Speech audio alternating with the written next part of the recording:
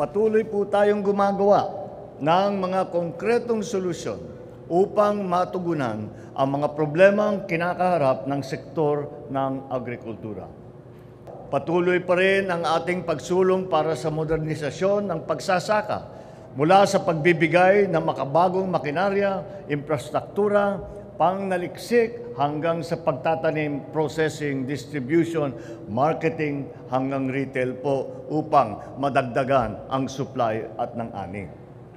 Walang dahilan kung bakit tataas ang presyo ng bigas kung hindi ang hoarding. Kaya po pinagtibay namin ito.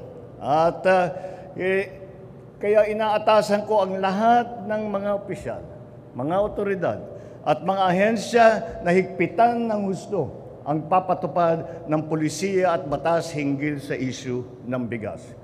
Ang hamon ko sa inyo, mga kapwa Pilipino, magtulungan po tayo upang malisaayos ang ating agrikultura at masakituparan ang pangarap nating bagong Pilipinas, kung saan matatag, maginhawa at panatag ang buhay ng bawat Pilipino.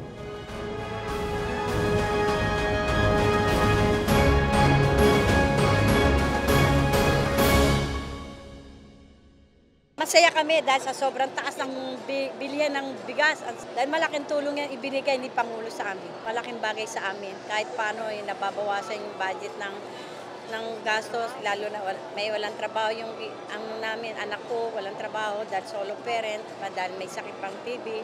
Sana maging tuloy-tuloy sana ang biyaya binibigay sa amin ni Pangulong Bongbong. Nararamdaman ko, okay naman si Presidente na binigyan kami ganito. Nagpapasalamat kami. Malaki yung bawas talagang nakakain kaming maayos na ganito. Okay naman lahat, pamilya ko, nakakatulong siya. Kapasalamat po kami sa inyo na nakakatulong kami sa pamilya namin na kahit mahirap kami konti. Okay naman po.